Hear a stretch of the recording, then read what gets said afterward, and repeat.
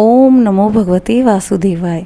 ओम सत्यनारायणाय नमः। सत्यम वदामि सत्यम शरम गच्छामि। सत्य देवाय नमो नमः। हे सत्य स्वरूप प्रभु, जो भक्त आपकी महिमा का स्मरण करता है वह जीवन के हर संकट से पार हो जाता है। आपकी कथा ही जीवन का पथ प्रदर्शन है। आपकी कृपा ही सर्वश्रेष्ठ धन है। पहले अध्याय में आप सभी ने सुना कि किस प्रकार भगवान विष्णु जी ने नारद मुनि को सत्यनारायण व्रत का उपदेश दिया और कहा कि जो भी यह व्रत करेगा वह अपने दुखों से मुक्त होकर सुख और समृद्धि प्राप्त करेगा। अब दूसरे अध्याय में भगवान की प्रेरणा से यह व्रत पृथ्वी पर फैलना प्रारंभ हो गया।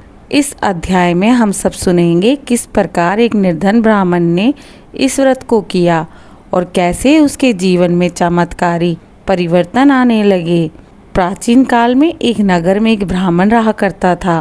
वह बहुत ही गरीब था, परंतु ईमानदार, सज्जन और सत्यनिष्ठ था। वह प्रतिदिन भिक्षा मांगकर किसी प्रकार अपना और अपने परिवार का पालन पोषण करता था। कभी कभी उसे भोजन भी प्राप्त नहीं होता तो वह भूखे पेट सो जाते। उसकी पत्नी भी अत्यंत धर्मपरायण थी। वह पति का साथ देती, भगवान के नाम का जाप करती और सदा ईश्वर से यही प्रार्थना करती, हे प्रभु, हम निर्धन हैं परंतु आपका नाम न छूटे, ऐसा वरदान दीजिए। किंतु दरिद्रता ने उन्हें बहुत परेशान कर रखा था। जीवन में जैसे कोई आशा ही नहीं बची हो। एक दिन नारद मुनि पृथ्वी लोक पर भ्रमण करते हुए उसी नगर में आ पहुँचे। उन्होंने देखा कि ब्राह्मण भिक्षा मांगता हुआ सड़कों पर घूम रहा है, पर कोई उसे दान नहीं दे रहा। उनकी आंखों में थकान थी, परंतु चेहरा भक्ति से शांत था। नारद जी का हृदय द्रवित हो उठा। वे उसके पास जाकर बोले, हे ब्राह्मण, तुम इतना दुखी क्यों हो? क्या तुम्हें इस संसार में कोई सुख नहीं? ब्राह्मण ने नम्रता से कहा, हे मुनिवर, मैं प्रतिदिन भिक्षा मांगता हूँ, पर मुश्किल से 2 वक्त का भोजन मिलता है। मेरे पास धन, वस्त्र, गृह कुछ भी नहीं है, किंतु मैंने कभी अधर्म का मार्ग नहीं अपनाया। नारद जी मुस्कुराए और बोले, हे ब्राह्मण, तुम्हारी सादगी और सत्यनिष्ठा देखकर मुझे प्रसन्नता हुई। यदि तुम चाहो तो मैं तुम्हें एक ऐसा व्रत बताता हूँ जिससे तुम्हारा जीवन बदल सकता है। ब्राह्मण ने विनम्रता पूर्वक कहा, हे देव ऋषि, कृपया मुझे यह व्रत बताइए, मैं निश्चय ही करूँगा। नारद जी बोले, हे ब्राह्मण, यह व्रत है श्री सत्यनारायण भगवान का व्रत। जो कोई इस व्रत को श्रद्धा, प्रेम और सच्चे मन से करता है वह दरिद्रता, कलेश और सभी संकटों से मुक्त होता है। पूर्णिमा के दिन स्नान करके स्वच्छ वस्त्र धारण कर फिर अपने घर के किसी पवित्र स्थान पर भगवान सत्यनारायण की प्रतिमा या चित्र स्थापित करो। चंदन, पुष्प, तुलसी, धूप, दीप, फल, पंचामृत और गुड़ गेहूं से बना हुआ शुद्ध प्रसाद अर्पित करो। फिर भगवान की कथा सुनो, आरती करो और अंत में ब्राह्मणों को भोजन करवाओ, दक्षिणा दो और प्रसाद बांटो। इस व्रत का प्रभाव ऐसा है कि जो निर्धन है वह धनी बनता है, जो रोगी है वह स्वस्थ होता है और जो दुखी है वह प्रसन्न हो जाता है। ब्राह्मण ने सिर झुकाकर कहा, हे मुनिवर, मैं निश्चय ही इस व्रत को करूँगा। कृपया मुझे इस व्रत की विधि बताइए। नारद जी ने सब विधि विस्तार में बताई और उसे आशीर्वाद देकर वहाँ से अंतर्ध्यान हो गए। अगले ही दिन ब्राह्मण ने संकल्प कर लिया, मैं भगवान सत्यनारायण का व्रत करूँगा। मेरे पास धन नहीं है पर श्रद्धा है, मैं वही अर्पित करूँगा जो संभव होगी। पूर्णिमा के दिन उसने स्नान किया, अपने झोपड़े को साफ किया, तुलसी दल और फूलों से उसे सजा लिया। उसने मिट्टी की एक चौकी पर भगवान विष्णु जी का चित्र स्थापित किया, दीपक जलाया और हाथ जोड़कर कहा, हे सत्यनारायण, मेरे पास धन नहीं है पर मेरा मन आपका है। मैं श्रद्धा से आपका व्रत कर रहा हूँ, कृपया कर स्वीकार करें। उसने जितना संभव हुआ उतना फल, गुड़, गेहूँ का शुद्ध प्रसाद बनाया और भगवान को अर्पित किया।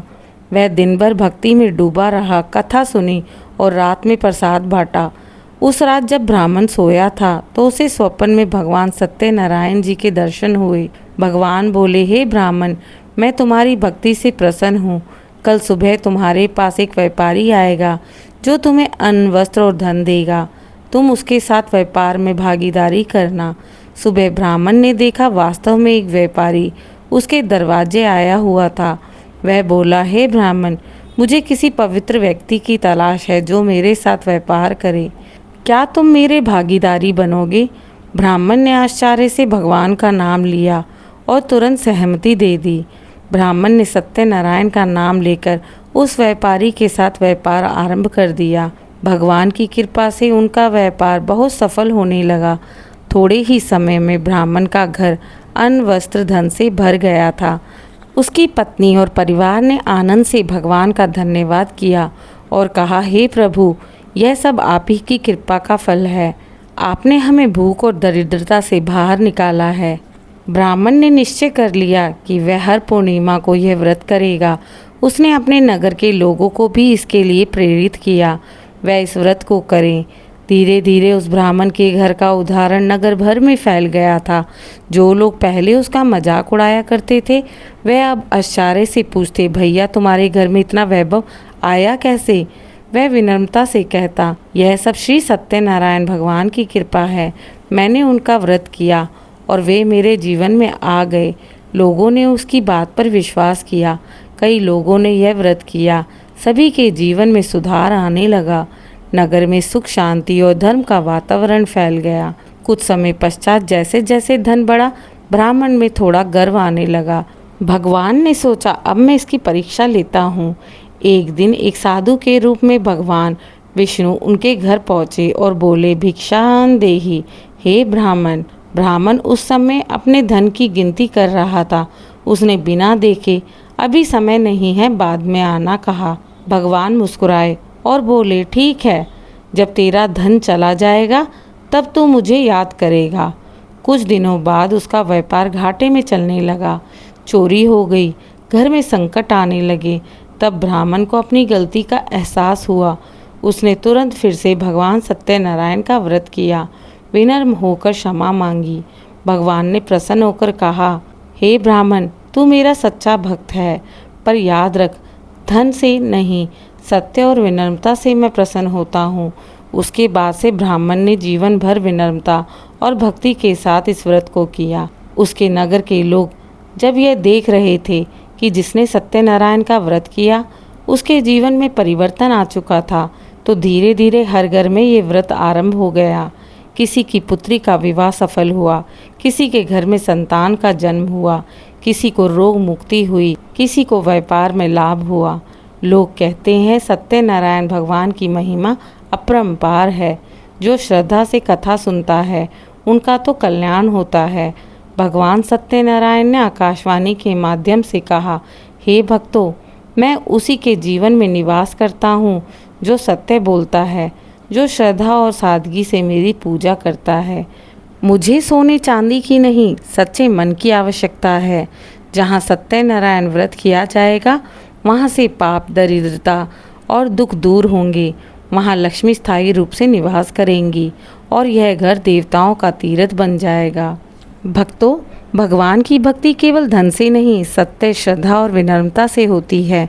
जो व्यक्ति सत्यनारायण भगवान का व्रत करता है वह दरिद्रता से मुक्त होता है, संकटों से उबरता है और उसका जीवन भक्ति से प्रकाशमान हो जाता है। ब्राह्मण ने अपने जीवन के अंत तक हर पूर्णिमा को यह व्रत किया। उसके घर में सदैव प्रसन्नता रही, परिवार में प्रेम रहा और नगर में धर्म का प्रचार हुआ। लोग कहते हैं, जिसने सत्यनारायण व्रत किया है वह कभी अधर्म के मार्ग पर नहीं चला है। इस प्रकार सत्य की शक्ति और भगवान की कृपा से एक गरीब ब्राह्मण का जीवन सफल हो गया। आओ भक्तों, हम भी भगवान श्री सत्यनारायण जी से प्रार्थना करते हैं कि हमारे जीवन में सुख समृद्धि बनी रहे और भगवान की कृपा से हम कभी धर्म का मार्ग न छोड़ें। जय श्री सत्यनारायण भगवान की जय। उम्मीद है आज की कथा आप सभी को पसंद आई होगी। कृपया मेरे चैनल को लाइक, शेयर, सब्सक्राइब करें। कमेंट में जय श्री सत्यनारायण अवश्य लिखें।